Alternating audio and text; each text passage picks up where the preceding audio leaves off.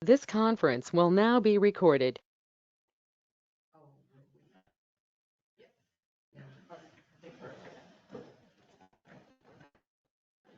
I pledge allegiance to the flag of the United States of America and to the republic for which it stands, one nation, under God, indivisible, with liberty and justice for all. Thank you, Ryan. Good morning, everyone. Welcome to the Mitchell County Board of Supervisors meeting. Today is Tuesday, July 1st, 2025. Happy welcome into the new year for us. We have the meeting available by GoToMeetings as well. We have an agenda in front of us. Is there a motion to approve the agenda? I move to approve the agenda. Ann made a motion. Is there a second? Second. Mark, second. All those in favor say aye. Aye. Opposed? Motion passes. Approve the minutes of the June 24th meeting. Everyone get a chance to look at that? Any corrections? Is there a motion to approve? I'll move to make that. Todd made the motion. Is there a second? Second. Jen, second. Any further discussion? Roll call, Todd. Aye. Mark. Aye. Pam. Aye. Sydney. Aye. Jen. Aye. Motion passes. County Attorney. I don't have anything specific to talk about this morning. Everything's fairly smooth across the street, I guess. Very good. Smooth as goes, anyway. Any questions for the county attorney? Mark? All right. Sheriff update, he's not here. I do have an update because I was included in the email. They had a jail inspection and everything went great, so. That's all I have. Okay. Department head.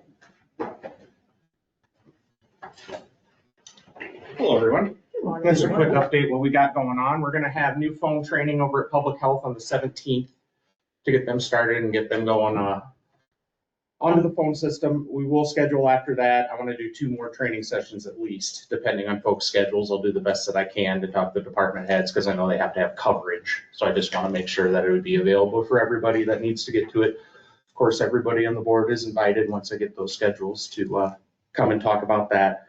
Over at the public health building, we had a networking switch go out. I guess they took a pretty heavy, Todd and I talked about a pretty heavy lightning blast somewhere over there. I had 2 surge protectors get a jolt to them, and then I think it also got to the switch. So it's being kind of flaky. It's cutting in and out, so it just needs to be replaced.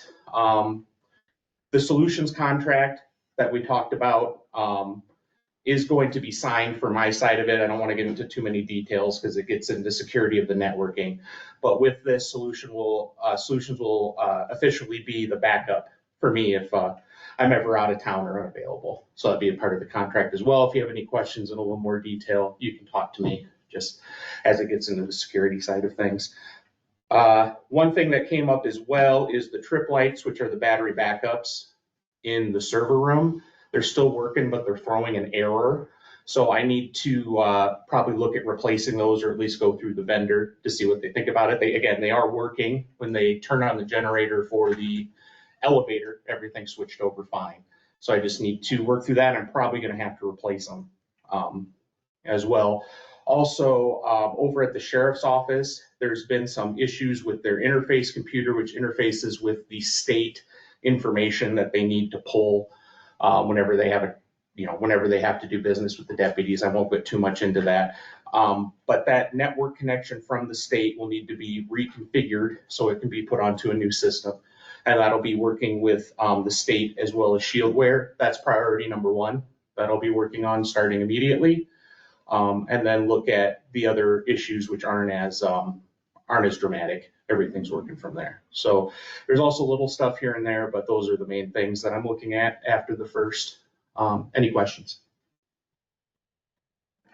So our training for the phone system will be the same day as the 17th. Is public health in the afternoon? The public health's in the afternoon at the request of Laura. I think we're looking at noon for them. And then again, 2 different days. Different days. Yes, correct. Yeah, so we can, like, obviously auditor needs coverage and everything. We Yeah. want to have that so we can Okay. cycle through all the different employees. And then after that, I mean, if somebody would want to do online training for new users or anything like that, those are available. But those will be the in-person trainings that we got through the contract. And the vendor will be here for all 3 of those? Correct, yes. Okay. Mike will be here for all 3 of those in person. Okay.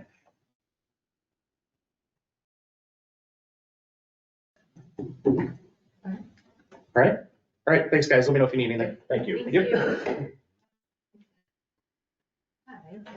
Good morning. All right, so we had our board meeting last night. Just wanted to give you guys an update on the 28E amendment, removing St. Ansgar. So last night it was decided that there would be some discussion with the St. Ansgar Development Corporation, to see if they would provide some dues so that essentially St. Ansgar could stay and have a seat and that sort of thing. And so that's kind of where it is right now. So I'll just keep you in the loop as we find out if, they're willing to do that or not. There was a question about an older document and the 28E agreements with all of the cities and if they were necessary. So yes, so CM did share that. So that was produced, or that was created by Mark, like the attorney Mark Watzel back in, I think it was like dated October or August of 2021, where it stated, so this is where there was a long drawn out legal battle with Stan Walk. So some of you guys may be aware of that, some of you may not. And so I think it was Mark Walk's opinion at that time to have the cities withdraw, but to also pay the dues. And so it's more of an informal thing instead of a formal thing. And so, but that's not the case with St. Ansgar. I mean, they're not looking to pay for the dues. But they did bring that letter to my attention as to maybe like the reason for leaving the 28E. I know previously, like Mayor Horgan has said that they just can't financially like afford it and stuff. And so, but anyway, as an alternative, I mean, nobody wants to see like the city of St. Ansgar not be part of that 28E agreement. As I went around to all the different entities and city councils, I mean, the concern was why would they want to leave? And I just shared that it was just, financial, and so there was, I mean, nobody, the commission, I don't think anybody wants to see them leave. So if there's like a way for the St. Ansgar Development Corporation to pay dues, and I don't know if they're willing or not, but I think it's definitely worth a discussion. So that document that was presented, that was originated from Mark Walk at that time, stated that all of the cities should. I think Do a that was his resolution opinion at the to- time, like, I don't know that he, I don't know that he recanted that. I thought it statement. had something to do with a So it had to do. legal matter and tax It had situation. It had to do specifically with the whole Stan Walk. There was like a legal battle, which, Right. The commission, I wasn't here during that time frame, but Yeah, the commission, I think people had Made to it kind pay, of tough. out a lot of money for the legal expenses that were part of that. And so I think his thinking behind that was, we have to follow, have to adhere to 21-22 open code, Right. because the 21, or the 21E, the 28E agreement brings Yeah. that together. Because of the 28E, we have to follow the open law. And he was just thinking because of somebody like Stan Walk. And he just thought maybe it would be best if we just operate as strictly a 501c, then, you don't maybe have to deal with somebody like him. He's turned us in since then, so I mean, I think Stan Walk is gonna just, find whatever he can to turn you in. You just have to, address it, ignore it, and that sort of thing. To say what you said just a little bit differently, so I think what his opinion was that the economic development, Mitchell County economic development would not have to adhere to the open meetings law, Right, which right. you referred to as 21-22. Right. would not have to adhere to that if those entities dropped out. But his Right. intention was not You're gonna want to not have the dues and that type of thing. It was just an Right. avenue to get away from open meetings. Right, I mean, I don't know that I would say it would be a best practice to do that, and maybe you said, did you say something? Well, I was just looking at Pam. Right, They're gonna, right. you're gonna want a 2080. So that's all we, that was brought up, and so I just wanted to I mention. think it was an opinion at that time, but. Okay, good. Any other questions on that specifically? So otherwise, I mean, just some other things, we plan to have a booth at the fair, so we'll just be out there, as much as we can, depending on the needs of the department, just having our programs displayed and being available. And just to make sure that people are aware of what we're doing and what we have to offer. And then we did have a homeward application on our agenda last night. So homeward, they offer a community construction program. So basically there's offering funds to help the developer with housing and stuff. So they did approve to move forward with that application.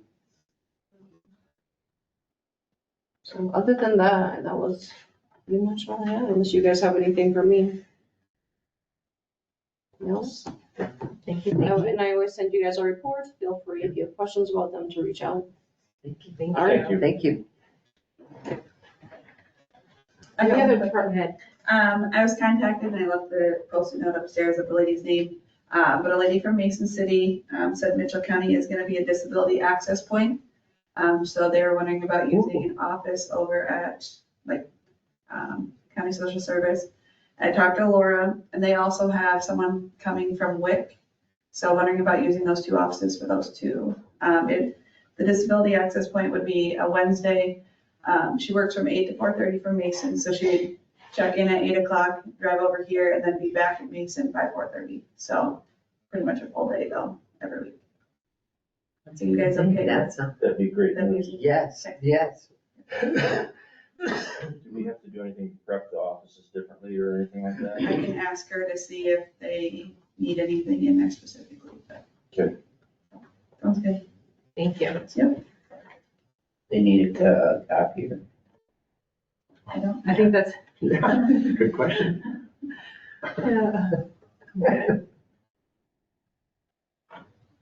County engineer. Morning. Good morning.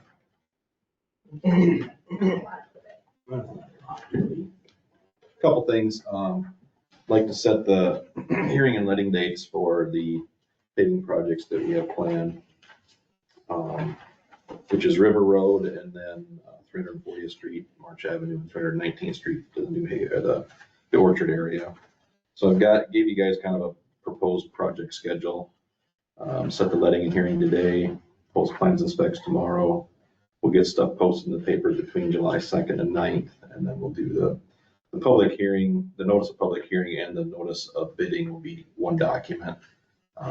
Just to kind of save on some things, we can make it work within the constraints of what the code allows for the 13 and 45 and the 4 and 20 days prior to. We'll look at receiving bids on July 28th, which is a Monday at noon.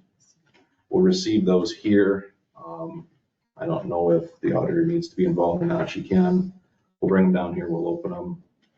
I'll take them back to the office Monday and evaluate them, make sure everything's in order. And then Tuesday, we'll present them to the board for you guys to hold your public hearing and award the contract. And then beyond that, we'll get the contract and stuff ordered. Anything after the approval of the award of the contract is all based on when we get documents back from the contractor. So those last 4 dates are just kind of up in the air, but we do have a completion date of October 31st. So gives kind of an open schedule for the contractors, so it doesn't bind them into a certain time frame other than we want it done by October 31st. So there's a resolution I had submitted for doing the projects. They're in the program, but I thought maybe a resolution would help just to document what we're going to do. I guess the meat and potatoes is we've got local roads. We need to repair them. We're going to take the bids on the 28th at noon. On the 29th, we'll evaluate 8:45. I'm setting the public hearing, unless you guys want to change that time. 8:45 in the morning on the 29th for the public hearing and then the award contract, so. Any questions, any comments, anything you want to change? Just out of curiosity, with Mike here, Mike, is there anything you'll be, conservation be doing along the river road during these dates that you're aware of? What is the dates again? Well, we don't know when they're gonna do it. It'll be this fall. So we don't have we don't know for sure when they're going to pave, but. Yeah, so Wix is planning on starting the water trail project, end of August. Okay. So Bennett access for 2 poles will be. Well, and we're putting 3 inches of asphalt down. It'll be a quick process. It shouldn't be too inconvenient, I wouldn't think. Yeah, I think the biggest thing is just coordinate. We'll They coordinate. can work at T38 or Spring Park. Yeah. I know last time we did some patching, they wanted to close the whole road because of the width there and trying to get trucks around, but we can probably work through those because you'll be at one end, we'll be at the other, and Work from there. Yeah. No, yeah, we don't have a pre-construction meeting yet scheduled. We talked about it last week. Wix is gonna get back to us on a pre-construction meeting, but they were kind of, I think it'd be the end of August before they got started. okay. Well, and I know one contractor's contacted me, they're open this fall, so it shouldn't be hard, but I think we can work around anything that we've got going on there. So. Yeah. Okay. Thanks, Pat. Just, yeah, both of you here. Yep. All right. So we have a resolution number 1292-25 to set the public hearing for July 29th, 2025 at 8:45 a.m. Is there a motion to approve? I move to approve resolution 1292-25. Pam made a motion. Is there a second? A second. Todd, second. Any further discussion? Roll call, Jim, Aye. Cindy, Aye. Pam, Aye. Mark. Aye. Todd. Motion passes. Thank you. Keep moving. The only other thing I have on the agenda was, we had a request to connect to the water line that goes to the Stacyville shop. Landowner to the north of us would like to put up a shed and wants water. Back in the 80s when we built the building, the county paid for the water service from the south side of Stacyville to our shop. And then I think about that same time or shortly thereafter, the neighbor to the south built a house, wanted to connect. We had a contract with that landowner to connect to our water line for a fee of $250 then, but they also had to get permission from the city to get city water, which meant that the city had to put a meter in and everything else. So I don't know what you guys want to do. This is not a normal thing that happens usually. So, but we do own the water line, and I think the contract I emailed out, I think you guys have read that contract to find out that, hey, anybody attached to this line is going to share in the maintenance of this if it happens to fail. So for this instance only, we have that request, and I left the fees blank because I don't know if you still want to just do a $250 connection fee like we did in the late 80s or not. And then they had a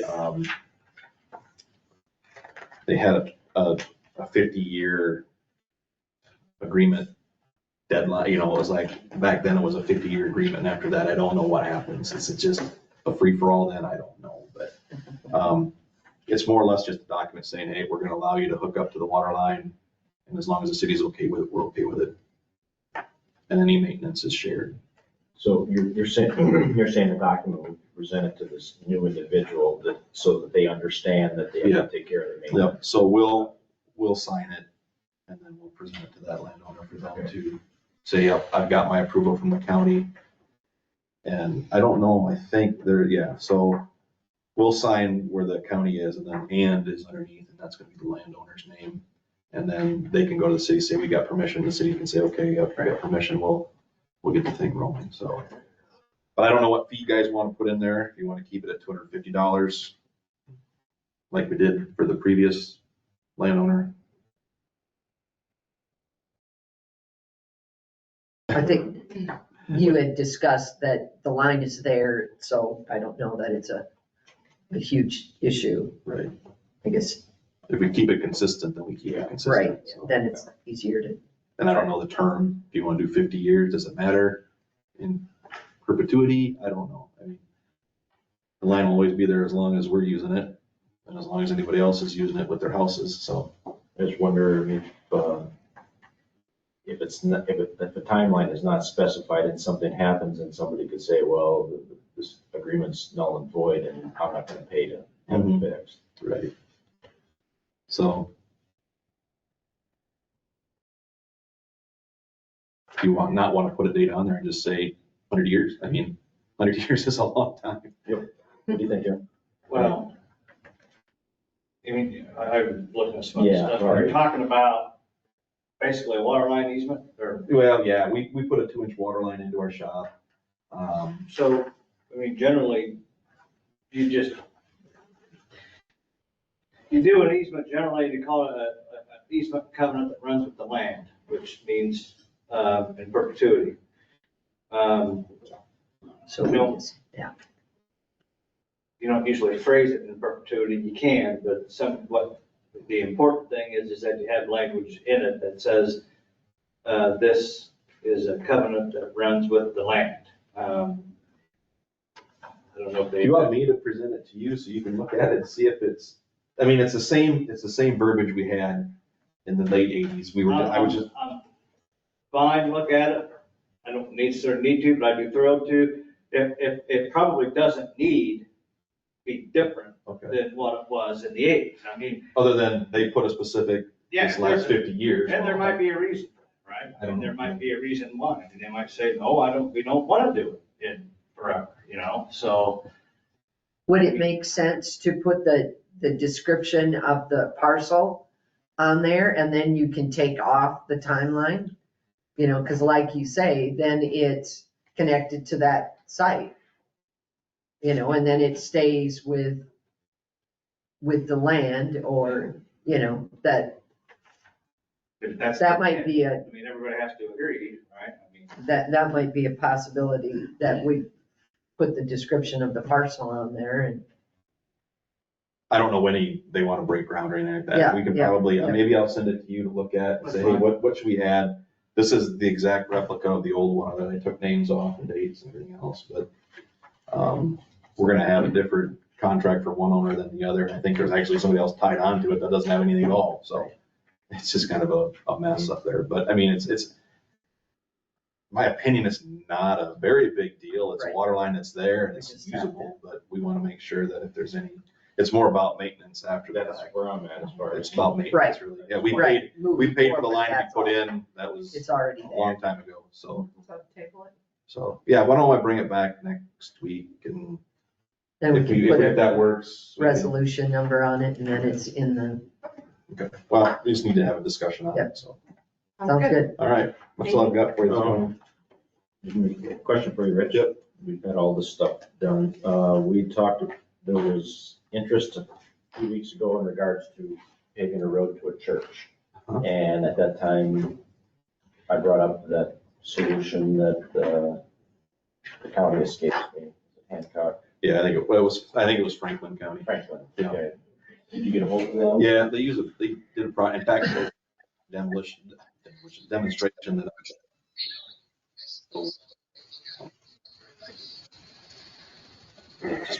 Surface.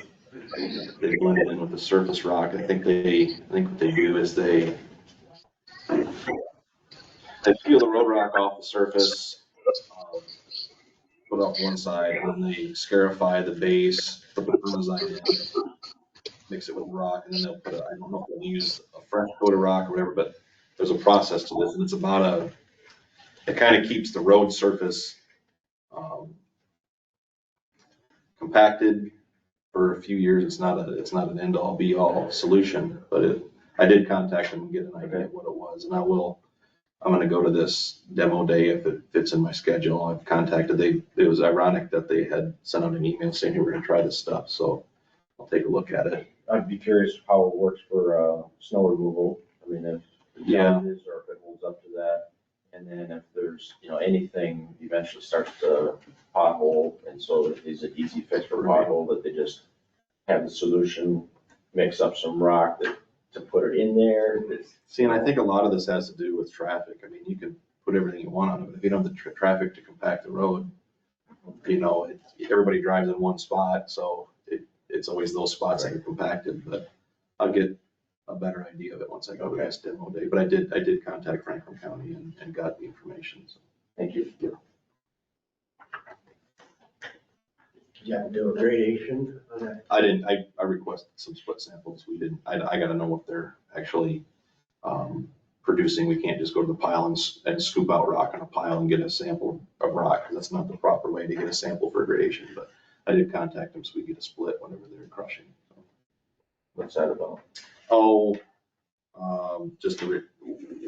we take gradations for our production of the granular surface, and I think Mark said he had some complaints up in one area, so we wanted to, and Bill's been out with his shoulder surgery, so we haven't been able to do any aggregate gradations to clarify or to compare our gradations with the producer, so. Yeah. I sent a request out to get some splits on where they're crushing, and I'll see if I get a response back. Nothing yet.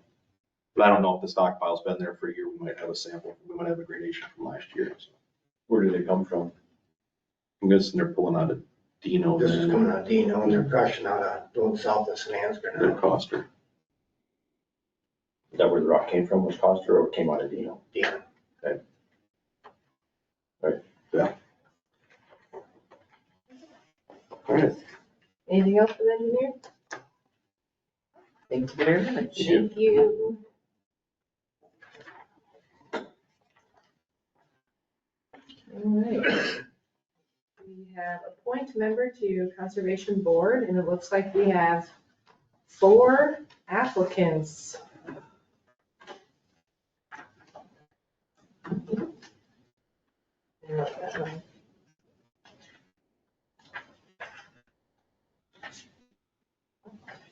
I know we have, I don't know, am I allowed to say their name? I don't think so. Use their first name. Use their first name. We have applicant from Rob, applicant from Dean, applicant from Patrick, and an applicant from Josh. Looks like we have 2 from Osage, 1 from St. Ansgar, and 1 from Stacyville, and I believe we already have 3 Osage members on the board. Yeah. So, Be nice to get maybe somebody from either the west side or the north side might be. Yeah, that's been my big push since I came on, when Yeah. positions come open. You know, 20-some years, it's a county board, it should be represented countywide type thing. That's kind of one of the things I've always kind of pushed for when I got here with you guys, is when we have board openings, we should be making sure our demographics cover the entire county, because we do, conservation board does cover the entire county. It is a 5-year term. With our current board member Dennis going off, we have 4, with him, we had 4 people from Osage on the board, and then 1 from outside the Osage community. I think now that Dennis is going off the board, we should probably look, if the qualified applicants are there, we should be looking to stretch our demographic type thing outside of the Osage area, just because we are a countywide board type thing. So, and then this would be for a 5-year term, and then they can re-up for another 5 years. Again, you supervisors have to reappoint them. But for the way Mitchell County's rules are, you can do 2 5-year terms. When your 5 years is up, you have to come back for reappointment. In the last 2 years, you guys have reappointed people who had terms left to fill type of thing. Okay. And then the gender equality rule is gone. So the state nixed that, so there's no gender equality rule where you have to do a male or a female type thing. It's whoever you think is the best qualified candidate, will be elected from that type thing. all right. And then they would be effectively on immediately. Our first board meeting with them would be next Tuesday. Okay. So this is a question, I totally understand what you want to do, and I respect that as far as wanting to be diversified around the whole county. I totally agree with you. So as far as Rob's application, it's an outstanding application. I really liked it, everything that he said. I know Rob, but I don't know the other individuals, so Sure. I don't have any comments in regards to those. They are outside of the Osage area, so Right. I don't have any input in regards to them. Rob would be great. Yeah. Well, I think we're fortunate to have 4 really great candidates. I know that the 2 that are outside of the Osage area, both Pat and Josh, are very conservation minded. And, Pat has served on the Pheasants Forever for many years. Also has, provided kayaks over the years to some of the folks in the county for a while, that they would do that so that people could take kayaks up and down the Cedar there. And very service-minded individual. And Josh is also very conservation-minded. So either one of them would be a great candidate. Yes, I think maybe as far as being able to provide a little more time to the position, it may be Pat this time. So I would move that we approve Pat to be a member of the Conservation Board. Pam made a motion for Pat. Is there a second?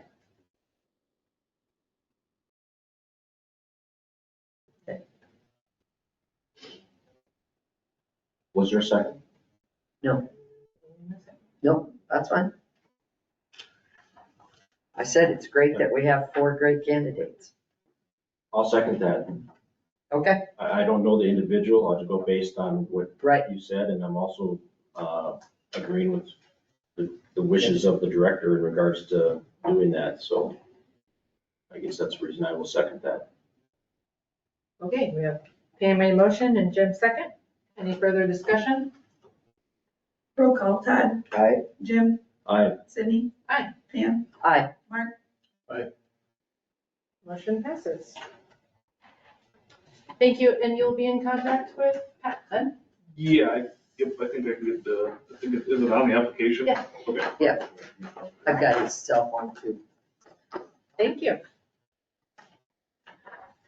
Many Next of up, them would do a great job. we have approved clerk of court report for May of fees of $3,133.75. Is there a motion to approve? Move to approve. Jim made a motion. Is there a second? Second. Mark, second. Any further discussion? Roll call, Pam. Aye. Todd. Sydney. Aye. Mark. Aye. Jim. Aye. Motion passes. Meetings attended. I had nothing. I had nothing. I had the Central Iowa Juvenile Detention Center meeting. We approved the pay schedule for 25-26, spent quite a bit of time reviewing that along with our budget, approved our budget. Also agreed that we need to do that much earlier next year. We did a director review and they are continue to work on updating policy handbooks and trying to get that completed. I also attended the Mitchell County Substance Abuse Coalition meeting. We are also looking at our budget for next year, looking at the substance abuse programs that we'd like to use in the 6th, 8th, and 10th grade levels for next year, comparing 2 different programs, and we will take a look at what the cost of those are and should be able to use our funds, if agreeable by the Board of Supervisors, out of our opioid funds to do those training for those kids. Stacyville Kids Care had an open meeting and presentation where they did a great job of presenting their plans for the daycare and their fundraising efforts as far as that's concerned. And I also attended a Cancer in Iowa meeting put on by the Cancer Consortium. where they talked about the various types of cancer, specifically in Mitchell County, and the importance of early detection. And it was a very interesting meeting. We got interrupted towards the tail end with the storm warnings, and so everyone had to quickly scatter along with Jane Bloomingdale because they were talking tornado warnings over in Worth County. So she was also there. So, yep. Thank you. At our last county social service meeting, I talked about how they're gonna disperse everything and do away with that. The new program starts today, I guess. Yeah, the Iowa workforce, they are gonna combine 3 districts on the eastern side of the state to one, and it'll be the east and west and 6 counties around Des Moines. They're gonna try to do that because they're talking about 25% deduction in their budget for next year. That's a federal program, not the state, but they're gonna divide the state into 3 districts then. And they'll be bringing that to the board for us to agree, but it sounds like most of them are gonna go for it. To do funding, better funding with, otherwise they're afraid it's all gonna end up down around the center part of the state. And FMC, ECI meeting, basically all it was for was to, year-end sign the claims, and then, I had to sign all the new contracts for the upcoming year. And then, I had an MCDC meeting last night, which Jenny kind of gave you the overview of everything. That's it. All right. Dinner management? Larry Beeson Farm, 2090 State Line Street, Stacyville. Liberty South Finisher Farm, 4401 Rampart Avenue, Stacyville. Liberty West Finisher Farm, 4428 Quail Avenue, Little Cedar. Jenkins South Finisher Farm, 4437 Timber Avenue, Riceville. Jenkins North Finisher Farm, 4475 Shadow Avenue, Riceville. Johnson Nursery Unit, 5060 Glass Avenue, Sinansker. Kiss Finisher Farm, 3005 500th Street, McIntyre. And Liberty East Finisher Farm, 2809 440th Street, Little Cedar. Thank you. Public comments? Hello, Keith. After the meeting last week, I presented a project for this board to consider for infrastructure in this town of St. Ansgar. It's a 12-inch sewer line that would be connected to our sewer and to infrastructure within that housing development. I believe that when that development is done, it's supposed to serve like 40 houses. I just was wondering if that fit the criteria for your TIF options at this time, and if it's something you would consider. After that meeting, I looked at our structures map. We have about 150 structures defined as far as an opening of 20 feet or more, so we have a lot more than 150, but we have 150 structures in the county. 28 of them are listed as far as weight restriction, 1-lane bridge, closed, so we have a number of problems with our structures as is. Our farm to market account will be pretty much spent out by 2027. So Mitchell County has its own infrastructure needs, and I would find it very questionable to be using those dollars for something that a city should be using for its infrastructure. Well, I know where I stand. Thank you very much. That's my opinion. There's 4 others here. So I guess I may take another look at that, Keith, from the standpoint that TIF funding, one of the very purposes of it is to either rejuvenate blighted areas, to increase your property tax levels, or to build homes to increase property tax levels. So it may be a possibility to use some TIF funds to assist with a sewer project to facilitate homes being built. I don't want to say one way or another because we have a meeting to further explore TIF spending and And I have questions on that, so I don't want to say one way or another, but But at your meeting tomorrow, will you be discussing these things? I have some questions for them for tomorrow on that project. Well, it would meet your criteria, whether you have 150 before or after it. That's for your decision. Good to know. Thank you for the work you did on that. I didn't work very hard on it. Somebody did. Any other public comments? No? Meeting's adjourned at 9:10. Rich. Yep. So the thing that's been done